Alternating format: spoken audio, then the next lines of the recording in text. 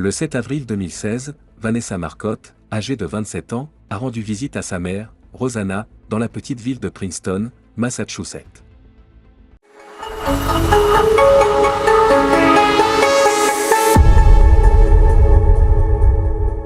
Ce jour-là, ensoleillé et chaleureux, elle a décidé de partir courir, une activité qu'elle pratiquait régulièrement, entre marches extérieures et séances de yoga.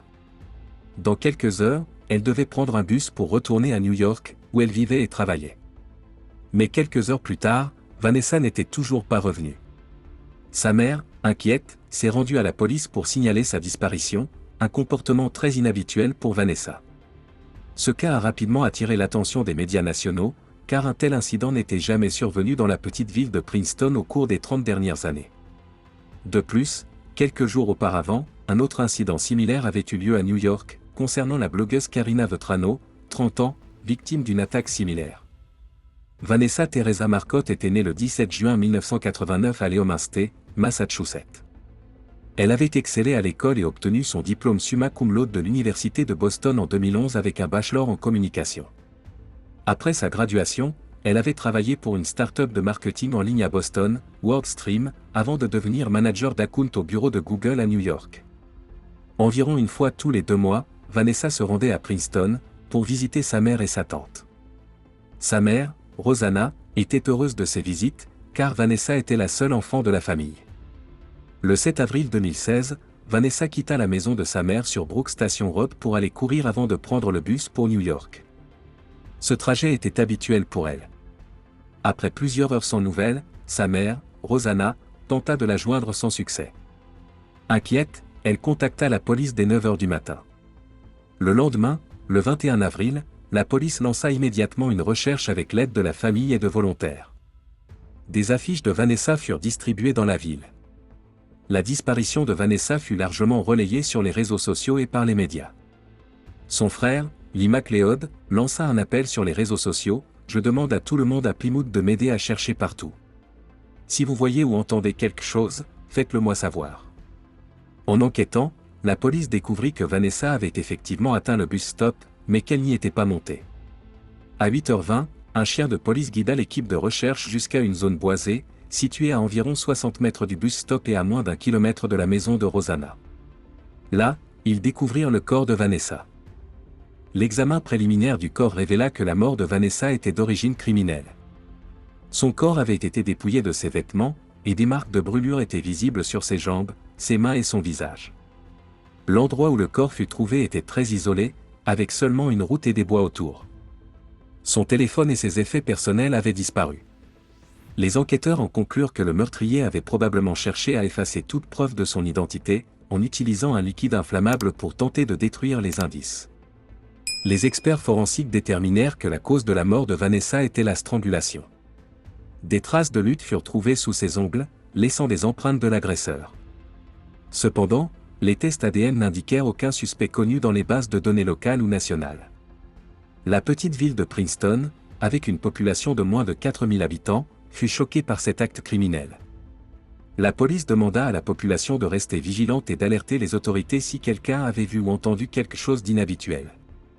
L'administrateur du district de Worcester, Joseph Hurley Jr., précisa lors d'une conférence que le suspect était probablement un homme, et qu'il avait subi des coupures et des blessures lors de la lutte contre Vanessa avant de la tuer.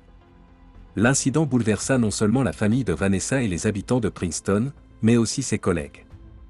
Un représentant de Google déclara que Vanessa était une employée très appréciée, connue pour son sourire constant, son engagement bénévole et son amour pour les sports de Boston. « Nous sommes tous profondément choqués et attristés par la perte de Vanessa », ajouta le représentant. L'Université de Boston, alma mater de Vanessa, rendit également hommage à sa mémoire, exprimant ses pensées et prières à la famille. La police envisagea une connexion possible avec la mort de Karina Vetrano, une autre victime retrouvée dans un parc à New York quelques jours plus tôt, mais ils n'établirent pas de lien entre les 2 meurtres. 6 mois après la disparition de Vanessa, un résident de Brooklyn, Chanel Lewis, fut arrêté et lié à l'assassinat de Karina Vetrano, mais aucune connexion ne fut établie avec l'affaire de Vanessa Marcotte. Le 23 avril 2019, Lewis a été condamné à vie en prison sans possibilité de libération conditionnelle. Mais qui était responsable de la mort de Vanessa Marcotte? Selon les enquêteurs, l'auteur du crime vivait ou était familier avec la ville de Princeton, et connaissait bien les environs. Les enquêteurs ont également conclu que Vanessa Marcotte n'avait pas rencontré le tueur avant l'attaque, leurs chemins se croisant par hasard. En parallèle, la police a de nouveau sollicité l'aide du public, créant une ligne téléphonique disponible 24h24.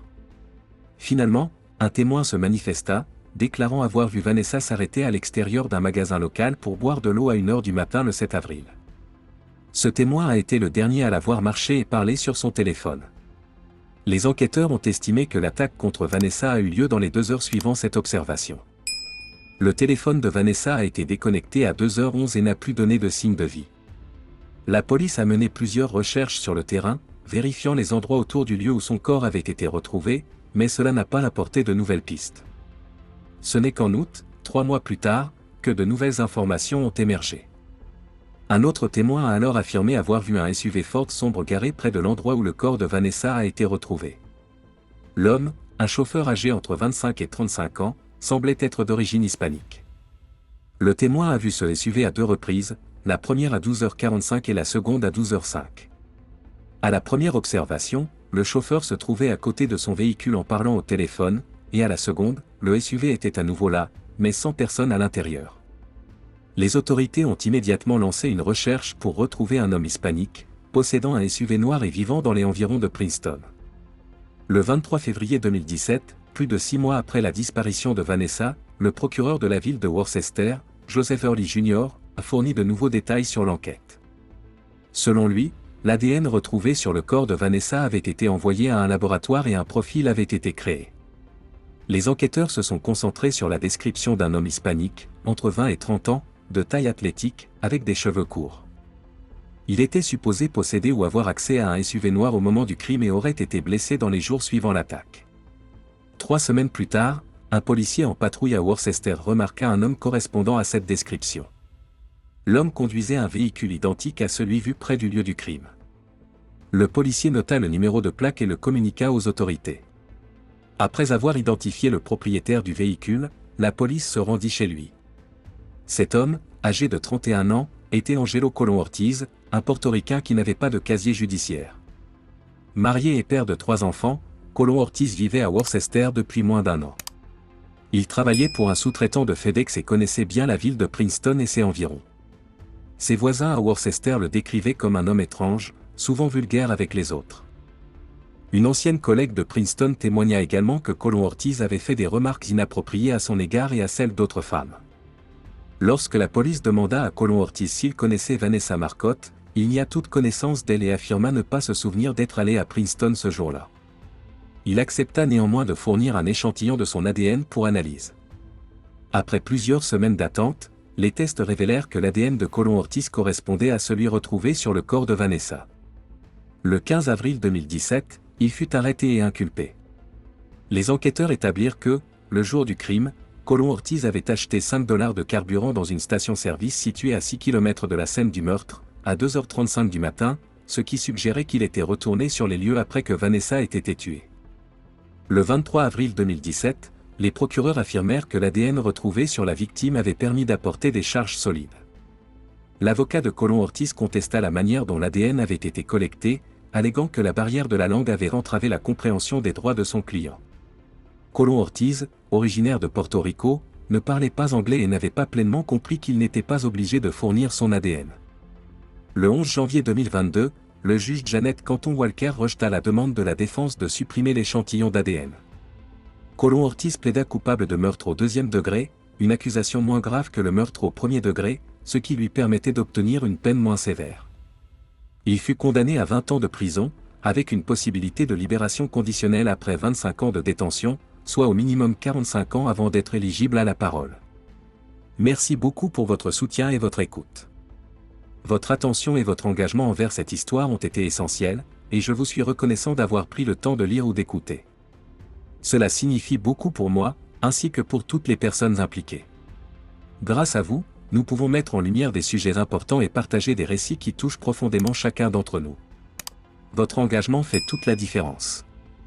N'hésitez pas à la partager si vous avez trouvé cette histoire intéressante. Merci encore et à bientôt pour de nouvelles découvertes.